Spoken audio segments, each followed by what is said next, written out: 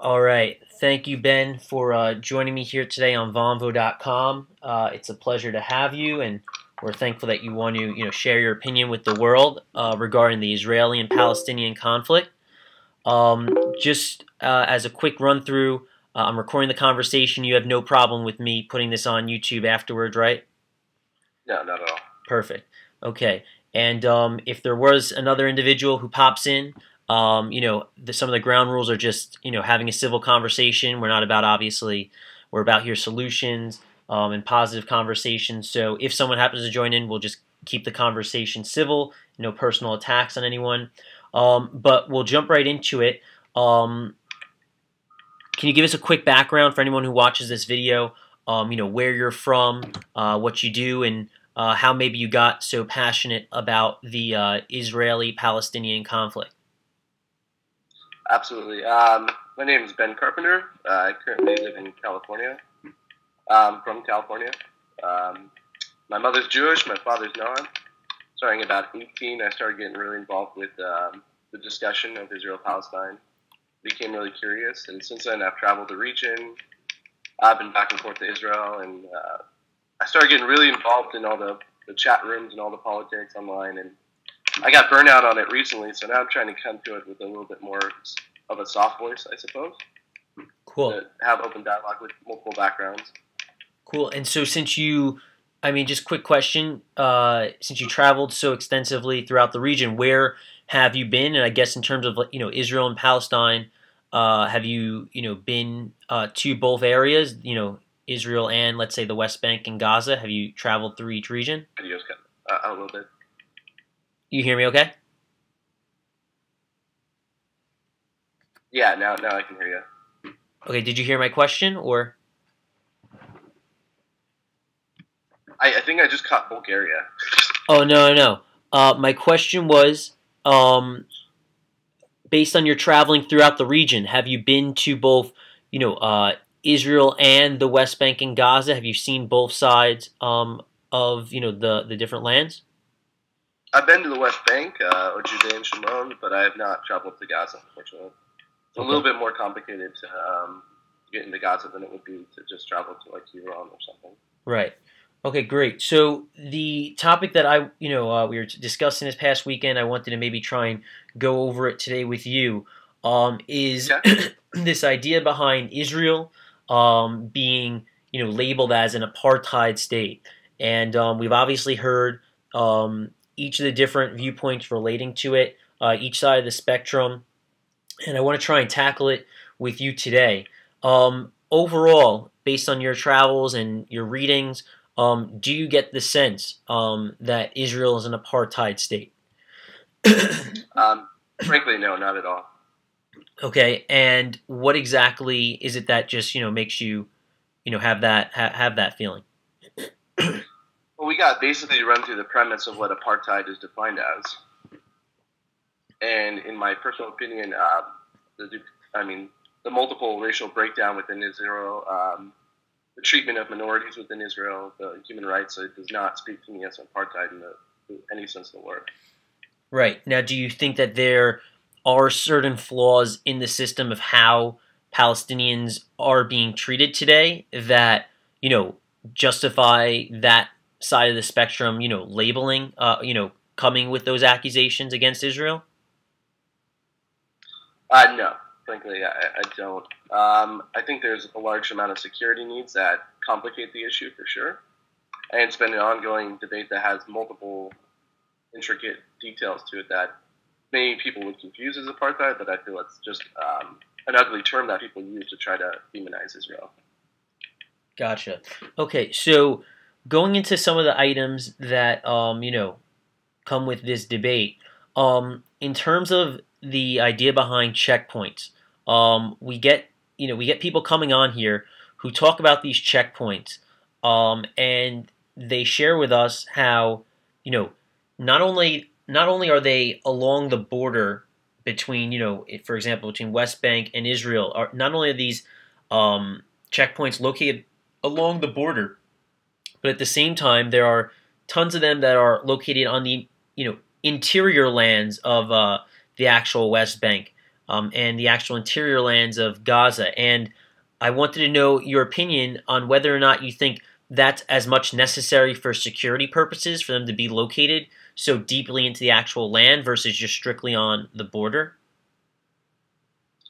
Well, you have to go back to the reason as to why checkpoints were put in place.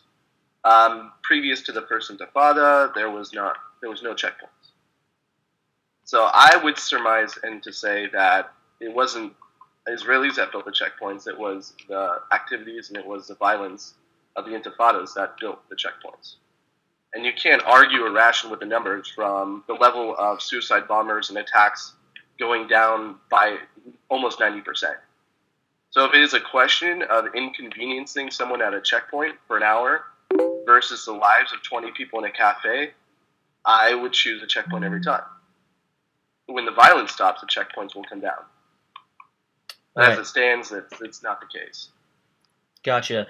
And so the next question I would ask is in terms of, so we had a Palestinian individual on Vonvo this past Sunday or Saturday, whichever it was, and he was a regular 25-year-old individual, similar in age to me. I'm assuming you as well. Younger kid.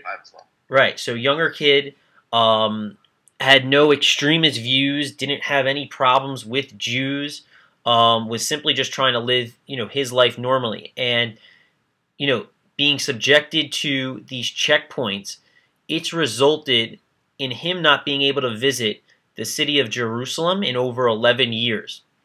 And I wanted to get your opinion on that, what maybe how you might feel hearing that about someone, who has been living there his whole life and, is subjected to those unfortunate, traveling means where, he's actually in the West Bank and couldn't travel to Jerusalem for 11 years. But then on top of that, what was very interesting, and maybe you can kind of sum this up into your whole answer, is the person that was speaking with him was an American Jew who's living in Jerusalem right now, and he immigrated to Israel 6 years ago, I believe, and set up his home there.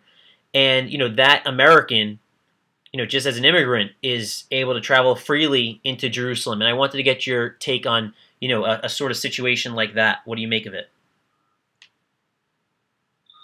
As a human being, I couldn't argue with that type of rationale why someone who is not part of the conflict is suffering at the hands of that, and that's unfortunate. Of course, I don't want checkpoints.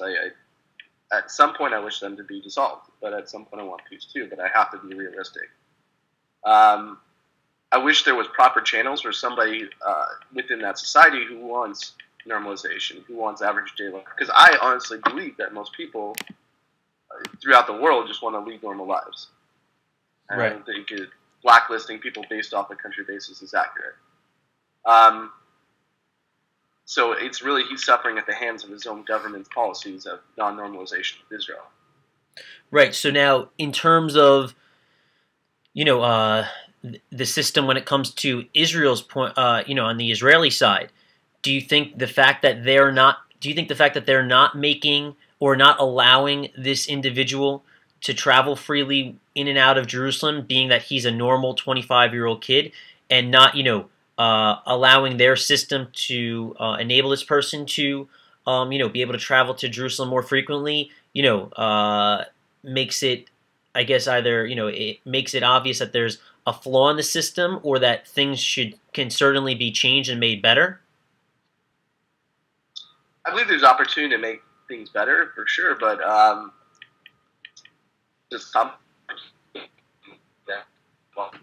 because, like I said, if it's the choice of having people inconvenienced at checkpoints or having violence in the streets of Jerusalem, the obvious choice to me is the first. Right. So for him, I don't know how. I mean, it's hard for him to speak for the voice of his government and to change policies within them as an individual to change the policy of our government. Right. Yeah. Go ahead. I mean, what's the proper? He wants to go to Jerusalem, I imagine, just to visit or to pray or to. Yeah, I mean, he just he kind of entered the conversation, and pretty quickly, as he saw what topic we were discussing, he felt the need to, inform his viewers that, hey, look, I've been living here my whole life, and I can't travel, 30 miles away to Jerusalem because it's just not possible. And hearing that makes one want to think, this is just a normal kid. Yeah, maybe the organization that is representing him, like whether the PLO, which in that sense it would be the PLO because he's in the West Bank, represents him, properly. It's kind of like it's almost like it's too much guilty by association. Do you kind of see that? Yeah, no, I understand, but you got to keep in mind there's a lot of uncomfortableness and complications with anyone in the region. As for example, Israelis can't go to the country next to them because of the conflict. Right. It's too dangerous for them. Or with any major Muslim majority country, it's dangerous for anyone who's Israeli to visit. So that's, one could argue that he can't go to Jerusalem, we can't go anywhere else. Where are you referring to where you guys can't go? Just because I want to hear you elaborate on that a bit. For example, any neighboring country, we can go to Jordan, for example, but not that it's always extremely safe for us, but Lebanon, Syria, Saudi Arabia, obviously, we could visit. Right. A number of Pan-Arab and Levantine countries that we would be able to visit as well. So I guess it's an interesting point that I've been trying to dig deeper into, and it's like so hard to wrap my hands around. But the idea behind that, like we have the Palestinian land of Gaza and the West Bank, which are considered by Israel as occupied territories, yet they have like their own, government. And so the idea behind government, certain cities have their own control by Fatah, but they don't have overall encompassing in the West Bank an entire government. It's right. Like municipality, like certain cities have their own government that control that city. So ultimately, is it? I mean, just how are people supposed to look at this conflict when it comes to like governmental authorities? Like you have obviously the country of Israel; they have an established government, and then you've got people inside the West Bank, such as this 25-year-old, who I get the sense that the fact that he's not able to travel around Israel, and part of it's due to who this guilty by association of who he's associated with. The fact that the Palestinian people don't really even have an all-encompassing government. Is it like just a flawed guilty by association? Because who's he even associated with? If you just have these little municipalities sort of thing. Right, but it's tensions across. For the same sake that he can't come, I'm not going to go strolling into Ramallah or into Gaza City. Right. The difference being that he would be held off at checkpoints. I would be shot in the head. Right. And that's strictly due to tension, though. That's not due to like you having, tension. And I believe that when the tension arises and people want to normalize, then that will ease. But for the time being, I choose security over uncomfortableness at the time. Right. And now the West Bank and Gaza. The fact that Israel is able to set up their checkpoints, that then makes it. Maybe you can just give myself and the viewers a little more info on this. It's at Gaza and West Bank. They're actually considered Israeli lands, and that's why they're able to set up their checkpoints. Like, what gives them the right to set up their checkpoints, and and gives them gives their soldiers the chance to set up their grounds to put Palestinians through checkpoints? Is there a specific right that they have to do that? Past like security, like based on territorial lands, past the security idea. Well, when we refer to Gaza, Gaza is not even considered at this point Israeli territory.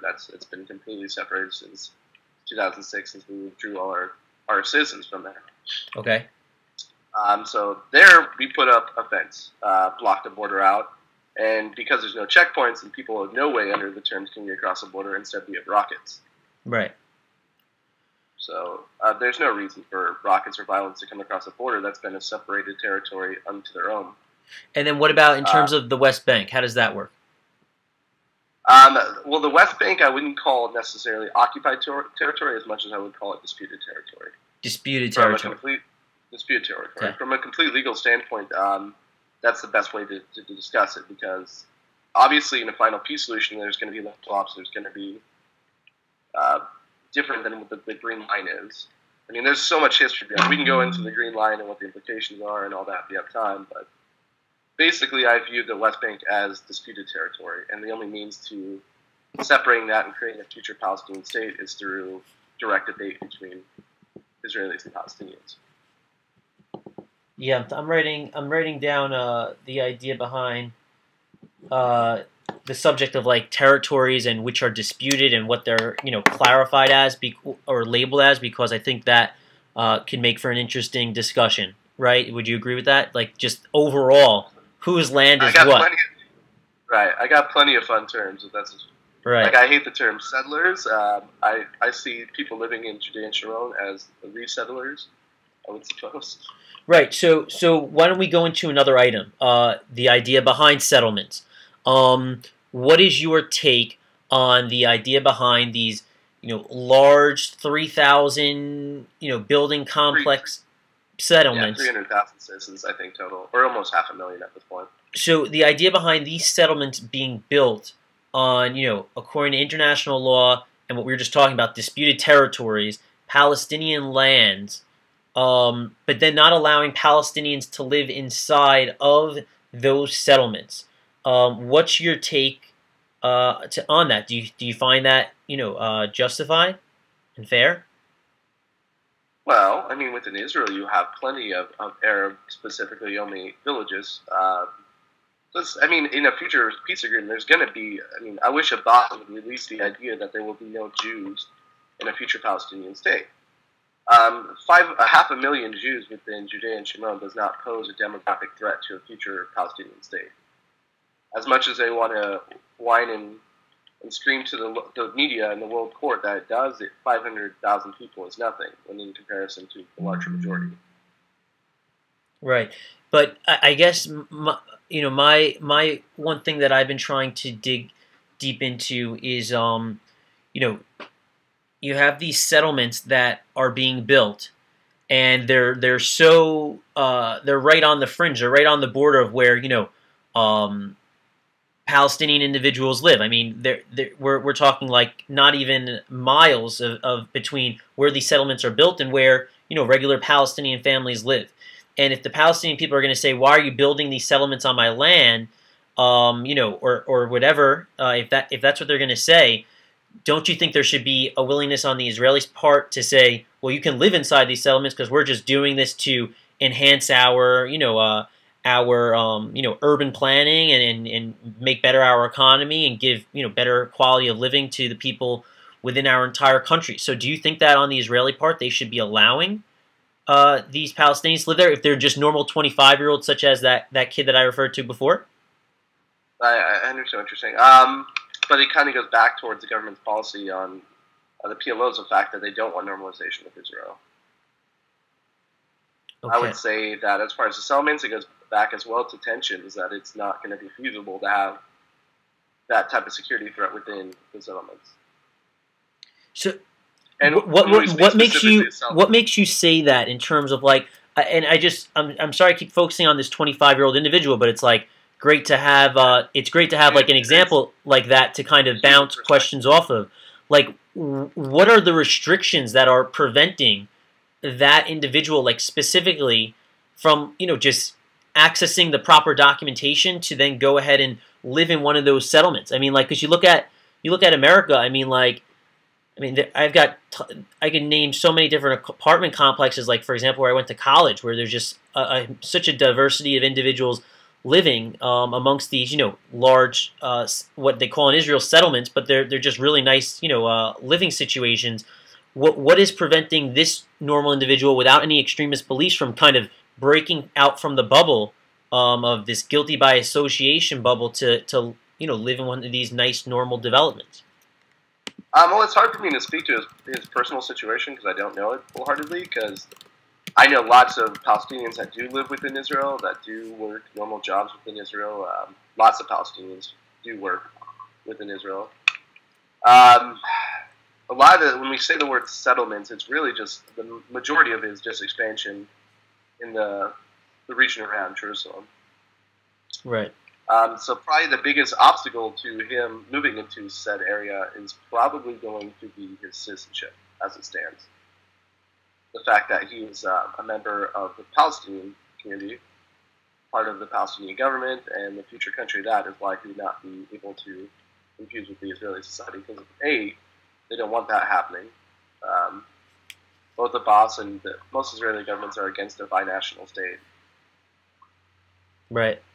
The next item that I would bring up, that I want to maybe see, hear your thoughts on, is relating to the idea behind building, the wall, as they call it, going across the border. My question is like you hear, on the pro-Israeli side, you hear that Netanyahu, he wants peace, like he wants peace with with the Palestinian people. He wants Israel to be a land of peace. And I've been asking this question to many people. What sort of abstract message do you think Israel is sending to the Palestinians by building this wall and kind of just totally separating, two peoples from one another? So like at the same time that you say, Abbas doesn't want any, Jews living inside of his land, what sort of message do you think, or indirect message do you think Netanyahu is sending past just defense with the wall? And is it a similar message to what Abbas might be saying? No, because I feel most Israelis don't want the wall either. I mean, the wall, it's mainly a fence. We're going to talk about it. The wall is just such an imposing term. Most of it's just fence. Well, isn't it like isn't in certain areas, aren't they trying to build like whatever it is, 25-foot concrete wall? Like that's begun building, right? That's started to be built. There's portions of it mainly around the Jerusalem area where there is wall portions, but the majority of the fence line is just that, it's fence.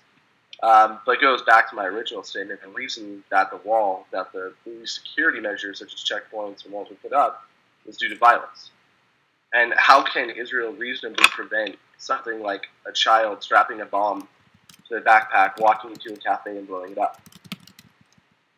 There's just no reasonable way to prevent that without just keeping them out altogether. Right. Yeah. No. And I mean, I hear what you're saying. So do you see any sort of underlying abstract message that is being sent to the Palestinian people, or that you think Netanyahu has in the back of his head, like, yeah, this is for defense, but maybe we're killing two birds with one stone by building this wall? And I don't necessarily know what the second stone is that he's killing, but like maybe you have an idea of what else he might be thinking, if there is something else. Not personally off the top of my head. I mean, a lot of people like to say that it's just means for territorial gains, but it's really just protecting those already in place. A lot of the settlements that it surrounds, or a lot of the villages and communities that it weaves in and out of, are already recognized villages and communities within Israel. Have been since before 48, for the most part, with the exception of most of the communities around Jerusalem. So I'd say they're more or less just a means to protect people, and that goes to Palestinian and Israelis, and Arabs living within Israel as well. How is it? How do you see it protecting Palestinians? I'm curious. I would say any means to prevent a further intifada and a further rise of violence is means to save lives. When a bomb goes off, when a bomb goes off in Jerusalem, it doesn't attack Jews different from Arabs. It just blows up. Right. So, my question would be: is for those people who say that building this wall, having more of these checkpoints, building more of these settlements, driving more of those actions forward and bringing them about. For those people that say that it's those reasons that are causing the violence, it's because what's your answer to them?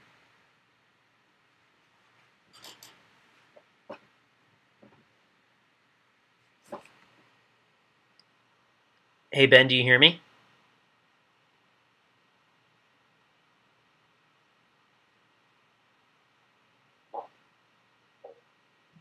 Ben, are you there? I'd say they're going in it backwards. There was violence before there was walls. It wasn't. Ben, were you cut out for a second? Are you there? Yes, I'm here. Can you hear me? Yeah. Let me see. I'll let you respond to that question in a second. Adil, are you there? Do you hear me? Yeah. Let me see. I'll let you respond to that in a second. Adil, are you there? Do you hear me? Yeah, I'm here. Can you hear me? Yes. You might want to plug in headphones if you have them. Yeah. Adil, do you have headphones by any chance? Yeah.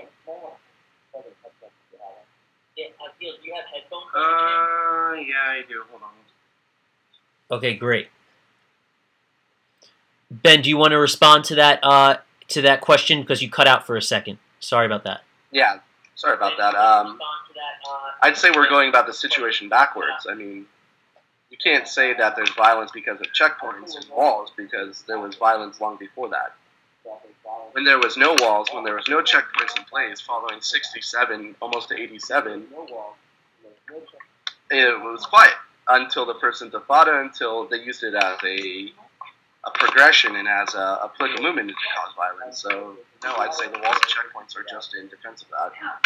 Do you think that the walls and checkpoints and settlements are a cause of escalating violence? And if they are, then why would they continue to, bump up those actions if it's escalating violence and they want to tone down violence? Well, one would only have to look at the figures and the statistics and see that it has dropped violence down significantly. Okay. There used to be a time in Jerusalem and in Israel when there wasn't a suicide attack, when there wasn't killing almost on a daily basis. Now that's next to non-existent. Great. So if you want to argue numbers, I don't think you can argue from a valid point, because violence has gone down as a whole. And this results in the saving of both Arab, Jew, Christian lives altogether. Great. Adil, did you want to come in to say anything or have any response or questions for Ben? Yeah, sure. I mean, first of all, saying that the wall, is just a fence in most places, that's not entirely true. I mean, there's actually hundreds of kilometers of 25-foot, concrete wall laid out in the places where there's just a fence. Like, those are areas where there's a planned wall to be built. So the places where they're fenced, like, that's where construction of the wall just has to happen. But by far and wide, most of the barrier is actually, in some places 25-foot concrete wall, and other wall isn't as high, but he's right. Highest, parts of the wall are in and around Jerusalem, Bethlehem, Ramallah areas. And, I'm not going to deny that there is, an aspect of security to the barrier. He's right that from the Israeli perspective, the wall has prevented, suicide bombing attacks in Israeli territory. But at the same time, you need to touch upon this, that the wall, it doesn't exactly, span across the 1967 Green Line. It cuts in and of with the 1990 flow. It's supposed to be based on law in Jerusalem within the Palestinian territories, which is supposed to, one of the main, basis of the two-state solution. I mean, the Israelis, they'll, vehemently disagree with that. They'll say that, some of the basic parameters, in Oslo were up for discussion. But if we're to use, like, international law, as the parameters, which should be the parameter, it's what international law says. East Jerusalem is within the Green Line, and they are building the, to totally and completely annex East Jerusalem. Predominantly in East Jerusalem.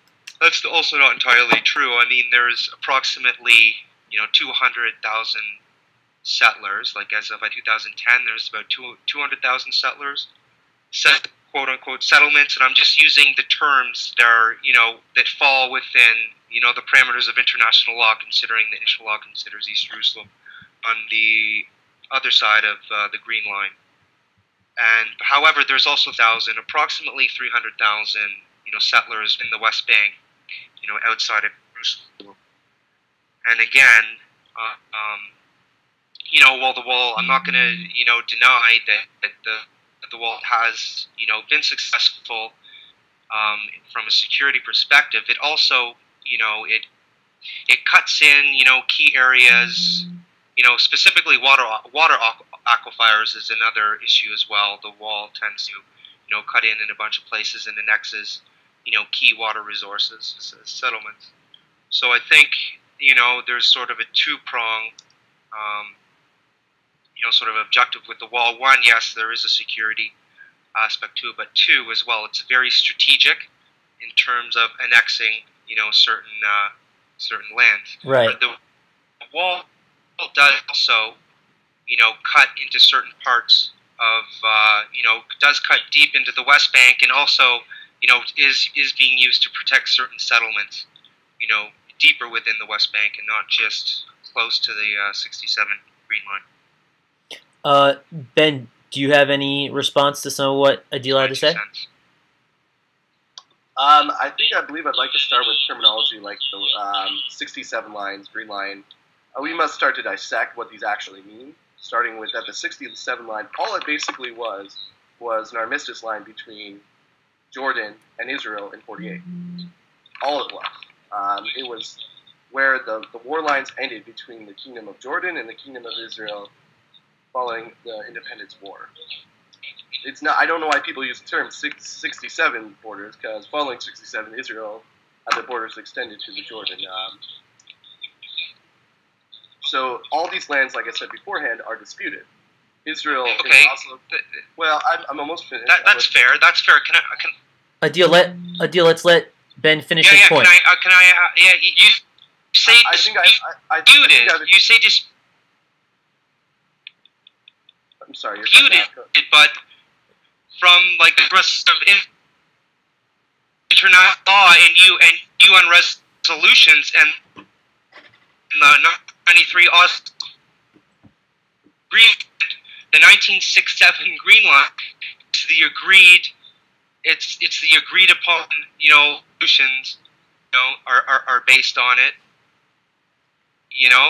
I mean, if you look at the 2004 International Criminal Court, just when they made a ruling on the wall, American judge, that the wall was illegal, and it was they said it was illegal based on the fact that it cut in past the 1967 line. I mean, you could say, yeah, it's just an armistice line.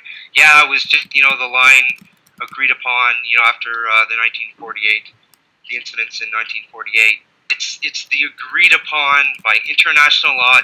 Was the agreed upon parameter for Oslo 1993, which all peace discussions are supposed to be made on. Let me ask you a question. What are, in your mind, in your opinion, what are Israel's borders? Because Israel's never defined any borders. In your opinion, what's Israel's borders? Okay. Starting with your point, if you would have let me finish earlier, I would have stated that although Israel does not recognize the armistice lines with Jordan as a basis for a Palestinian state, we do more or less go forward with that as what we want the borders. In the Oslo Accords, people have seen that they offered up almost the entirety of the West Bank, and that was rejected by the Palestinian Authority. How do I recognize Israel's borders? Israel's borders are defined by peace. Yeah. Nothing less, nothing more. What is it? That's Adil. Can we just two things I was going to ask Adil. Peace. Could you expand on that a little bit?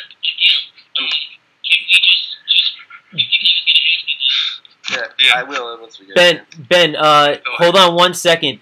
Adil, if you click the turn off camera button, I think it will be a little less laggy.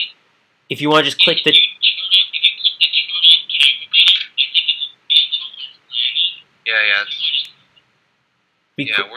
where's that button at? It's right above your face. There's a turn off camera button, and that will make your face an avatar. Okay, yeah. Okay. Okay, great. And what I was gonna say, Adil, is let's just allow each person to speak one at a time so that the video comes out best quality.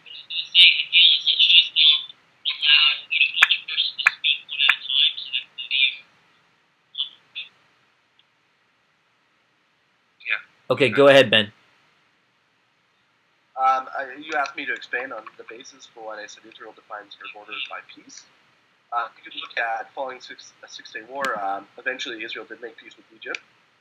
Israel has proven time and time again it has no problem making land concessions. They gave up an oil-rich, resource-rich, very expansive territory, the Sinai, in exchange for a peace agreement.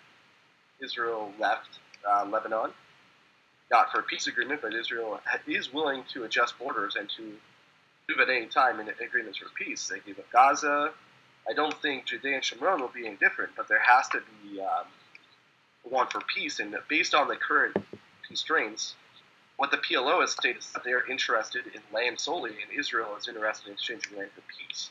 So if the PLO needs to negotiate from the fact that they want peace, not just land, because Israel, being the only one to give up land for peace, cannot be a continuing program because it doesn't work. If we look at what happened in Gaza, it's been proven that it was a failure, an utter failure to withdraw from Gaza. Right, Adil, do you want to respond to any? Ben, were you finished with your point, or? Just my last little statement was that we can't let that happen in Judea and Shomron in the West Bank. Right. Okay. Because that would be absolutely a death knell into the Israeli society. If we walk away from Judea and Shomron, the security threat alone would be disastrous. If it turned out to be like Gaza. Okay, Adil, do you want?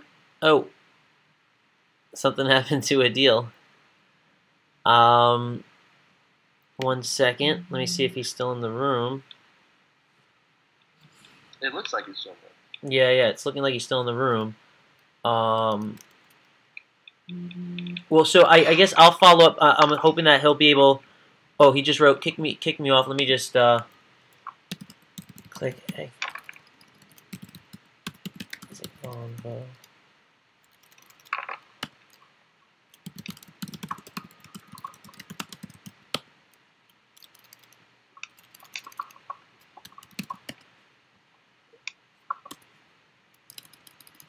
Okay, he said that he's gonna click exit Vonvo and then come back into the room.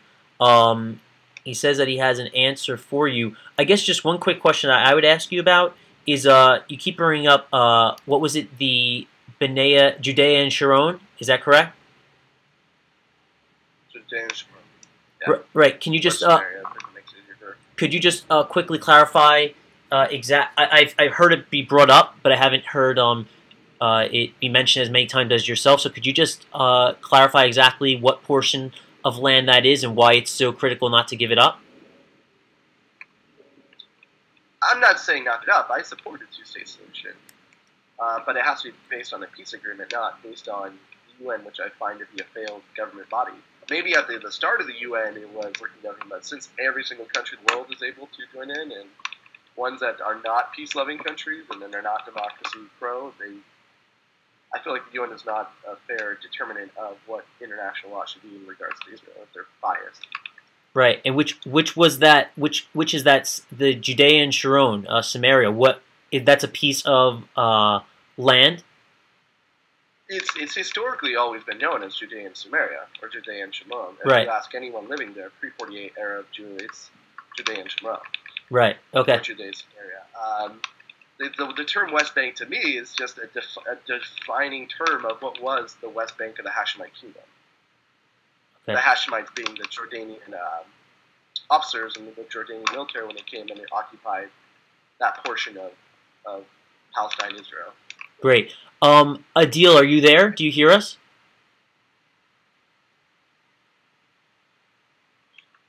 Now, just in continuance with that, I mean, Judea and Shomron is really the mountainous region. I mean, the most mountainous area of Israel. Right. Aside from in the north. The reason why the line was drawn the way it was because militarily it makes sense. I mean, obviously you're going to end the line on Israel's not going to try to invade the mountains at that point or fight back. Where it's a good launching point for the Jordanians to hold their front.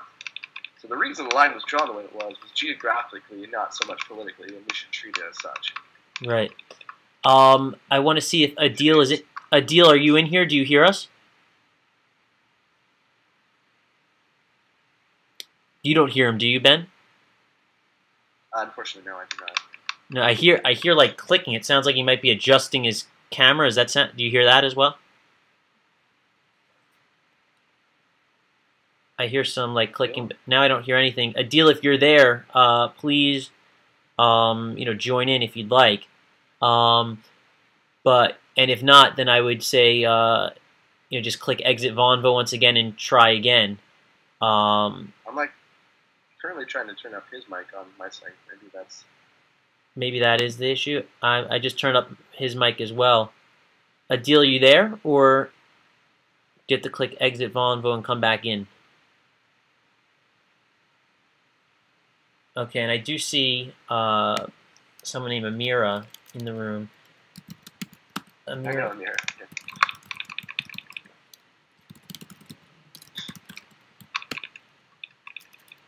Okay, so we'll hopefully we'll get his camera back up and running. But we'll move into another item that I think is interesting to point out.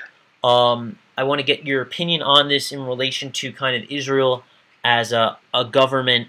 So the Palestinian individual that we had on Vonvo this weekend, he mentioned that he had a friend who is right now in Israeli prison. His friend, 25 years old, never participated in any sort of extremist acts.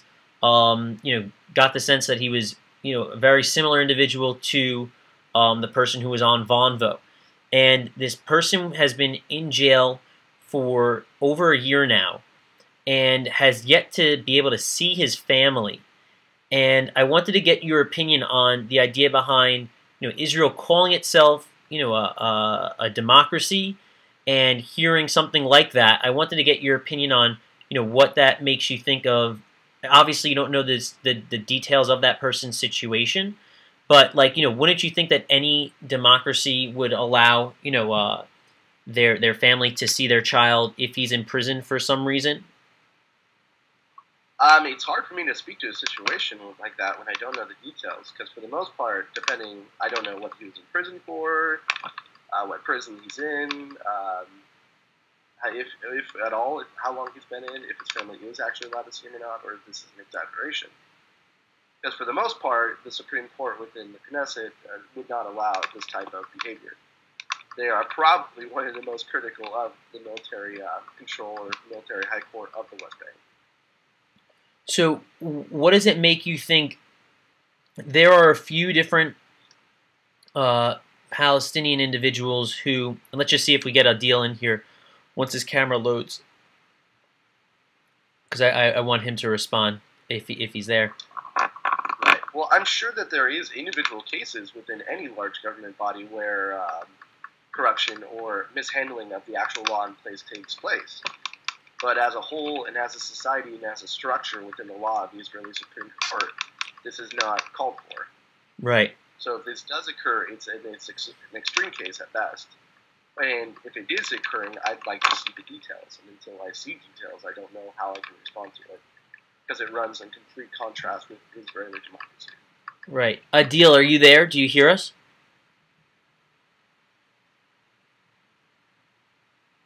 His camera's loaded. Why isn't... Adil, do you hear me? Are you there? Do you want to maybe try and turn your camera on and see if that works? I know we asked you to turn it off before. Turn it on and off again. Well, he hears me because I think he just tried turning it on.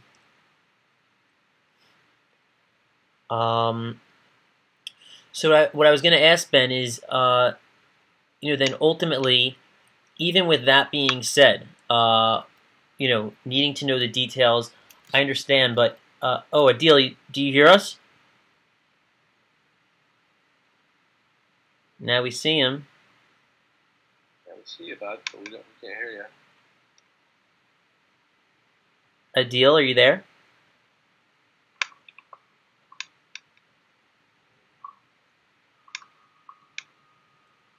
Just see him, but don't hear him. What I would ask is, based off of these extreme cases, Ben, you know, makes sense. But then, we're also hearing about there's some extreme cases of some citizens inside of Israeli prisons who are on these like 150-day hunger strikes. And I want to maybe get your sense on, that's a pretty extreme case that someone would, decide not to eat while in prison because, let's say, they feel like they're being unjustly, prosecuted. So, I mean, knowing that, do you think that there's any case to be had here, and there's some serious, let's say, investigating to be going on, knowing that these sorts of things are happening, like in what's considered, Well, if we're talking about the people hunger striking, the main prisoner was someone who was directly linked and was a propaganda minister and directed many attacks against Israeli civilians. So to say that his imprisonment was in any way unjustified or is ridiculous. Okay. Got it. 1 second. Okay. So, and looks like now we have a few other viewers. Adil, just quickly, we'll do a sound check. Adil, are you there? Do you hear us? Can you speak? Okay. Morocco Telecom. Terrible. So I guess we can blame it on, so we can blame it on them. Okay, so Ben, why don't we talk a little bit about the idea behind a solution? You just said you support a two-state solution. Can you elaborate on why you think that's the best, solution to go ahead forward with, and how that would work in your eyes? Obviously, there's. I think there has been. I will give credit where credit's due. There has to be a few key blocks that are in the way of a road to peace. I believe it's the best solution because obviously the sustainment amongst the people between 67 and 87 was great, but it was not lasting as the Intifada showed. And so I think the best solution is a detachment from the two people, and the normalization can come after that between two sovereign nations. I think that's going to be the best route, but there has to be some key building blocks in place to ensure. And they can't expect it to happen overnight. That's just an unrealistic projection for creating a state. What are those few key building blocks that you're referring to? One of them, Boss indirectly responded to or kind of addressed. Oh, shoot. I got an alarm going off. Let me turn it off. No problem.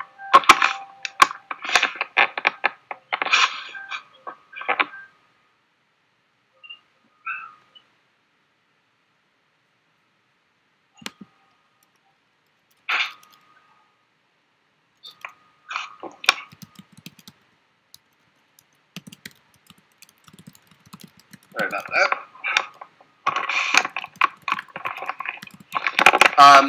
So some of the key building blocks, I would say Abbas, like I said, indirectly addressed it when he stated that he is from Safad, which is in northern Israel, like the Kabbalah capital. Right. He said, I would like to visit it someday again as a tourist, but I don't necessarily want to move back. And that's part of the right of return is a big obstacle, I would say. So elaborate on that a bit, because I heard you mention Savat, which I'm familiar with that city, and then the right of return. How do those connect? Just quickly, if you don't mind sharing. Well, I said Mahmoud Abbas is from Safad. Okay. So he recognizes the fact that he's probably never going to return to the city where his family and he is originally from.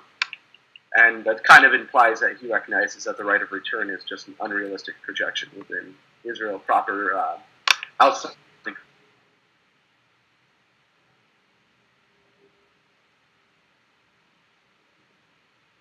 Does that make sense, or? Yeah. Now, what I was going to ask, though, is in terms of the right to return, do you think that ultimately when you think about a solution as a whole, do you think that the, I forget the exact number, 1 million or 5 million refugees, Palestinian refugees who are scattered throughout the world, should be allowed to come back to Israel? And if they came back, how would, where would they be relocated to? How should that process work? Like I said, I don't believe that the right of return is feasible, and it's unrealistic. Mass majority of Palestinians outside the Middle East have probably, even if there was a right to return, would not return. It's just unrealistic to assume that Palestinians living in, say, I think the largest population is in Chile, outside of the Middle East. I can't see Christian Palestinians from Chile wanting to return to Haifa. It's just, but I don't see it as feasible. It would mean literally the demographic destruction of Israel, and is what it's intended to be. What do you think the main reason is why they wouldn't want to return? Is there a specific side to blame for them not wanting to return? No, I wouldn't say. I'd say that people that want to return are in that position because the governments under which they live make them live in absolute desperation. I mean, they live in despair, essentially, in places like Lebanon and Syria and Jordan. So the countries close to Israel where they house Palestinian refugees, which after several generations, how can you be considered a refugee? I don't understand in the first place. They pretty much, make sure they don't have proper jobs, housing, or a place within society, which is ridiculous. Whereas in Western countries like Canada, America, or even places in South America like Chile, they are integrated within society. They've lived there for generations. They probably have no interest of leaving those places. Right. Do you think that the two-state solution is dead? Do you think that that's something that really doesn't have a likely chance of succeeding at this point in time? And if not, we hear a lot of people come on and say the only way to solve this is with a one-state solution. Two-state just means more segregation and potentially more violence. We need an all-encompassing one-state solution. What's your answer to that? I don't see how people can say that the two-state solution is dead. If you look within any poll within Israeli society, a sweeping majority of people support within Israel a two-state solution with the West Bank as a Palestinian country. So to say on the Israeli end that the two-state solution is dead does not make sense to me whatsoever. They're just, like I said, there's a couple building blocks that need to be moved away before, and we also need a true partner for peace, which we have yet to receive. You can't have organizations like Fatah or Hamas who their first objective is destruction and terror upon Israel, and then as a last-ditch resort is territorial gains through peace negotiations. How are we supposed to take that type of peace partner seriously when peace is the second objective and territorial and violence is the first? Yeah, so I guess then the next thing that I would ask, though, is, okay, so two-state solution where West Bank has its, it's considered it's its own state, it's its own country, okay, and then after that occurs, if there's actually a willingness to do that, do you see on the behalf of Israelis to have to remove every one of their checkpoints because right, like that would have to come with that sort of solution, right? You can't have a country establishing itself and then another country putting forces inside that country, can you? No, you can't. I believe it's going to be a process, and people can't expect it to be overnight, given the situation.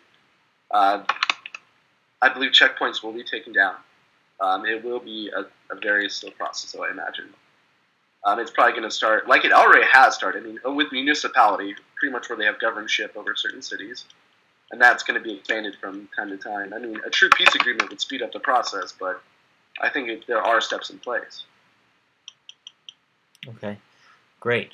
Yeah, I just, here at Vonvo, we're trying to dig deeper into this conflict and see what exactly exists there. What would be your take on, like the wall, existing in a two-state solution? Like that's an Israeli-built wall. Should something like that be taken down if there's going to be a two-state solution? Is that, if absolutely, it would. Okay. How could I argue? Israelis, Jews, we don't want a wall. We want peace with our neighbors. So a peace agreement will tear down the wall. The Intifada and terror built the wall, and peace is the only thing that can tear it down. Not any UN objections, not any cries from world courts. It has to be direct peace between the two peoples that can tear that wall down, because it was direct conflict that built it. Right. So interesting point you make, and I want to tie it into a question. peace is the only solution. We don't want that wall there, etc. So from it's an interesting question I'm going to ask. You hear that there are very right-wing political Israelis in the government, really, really hot-headed right-wing individuals that, don't want anything to do with Palestinians.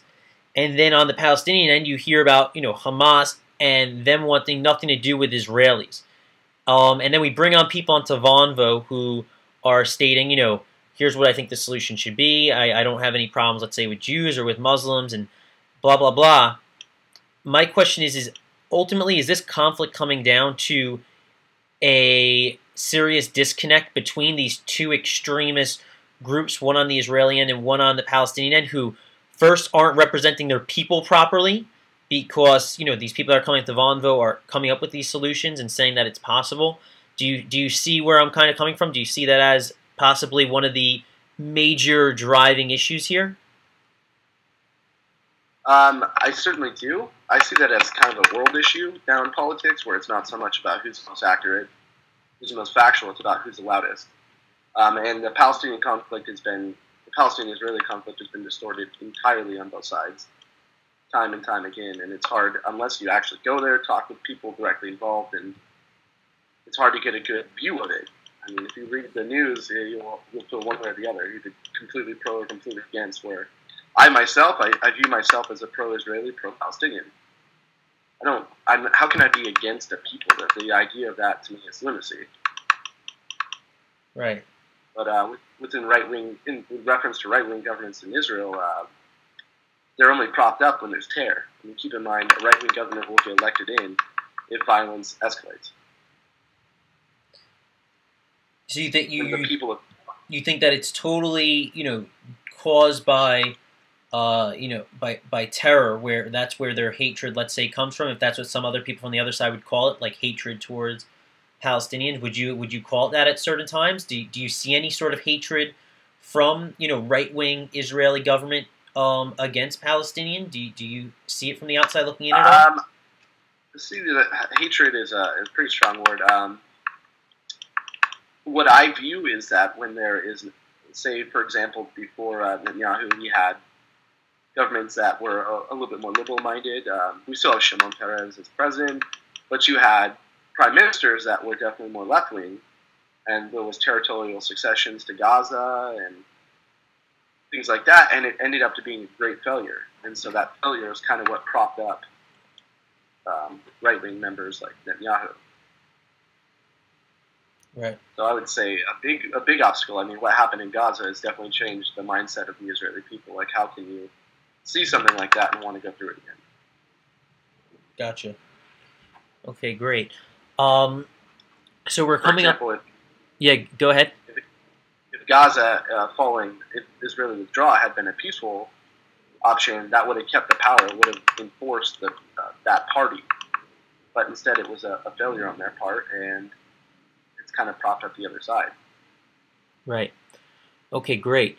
We're coming up on almost an hour that we've been speaking, and I wish I definitely want to have you involved where someone like Adil or anyone else would be able to counteract some of your some of the points that you're making, because I definitely think that would be really valuable, and we've had that happen already. So I think that would be great. So Ben, I think we covered a nice amount of material.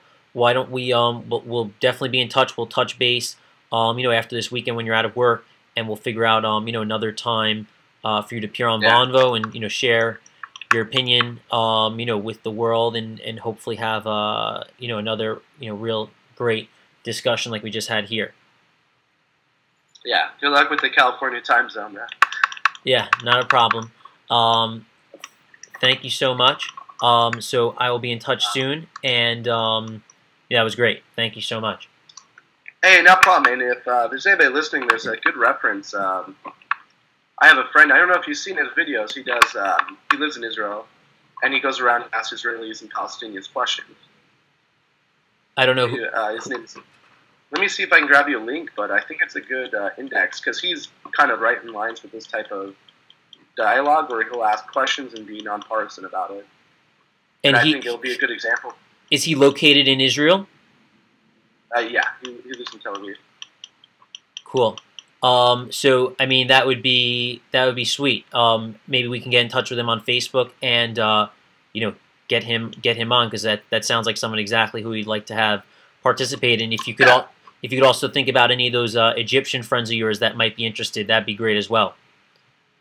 Okay. And I also I have some Palestinian friends who live in Lebanon and everything as well. Perfect. So yeah, we definitely I will be in touch on Facebook shortly, and we'll figure out those next steps. Okay. Yeah, sounds good, Mac. Thank you.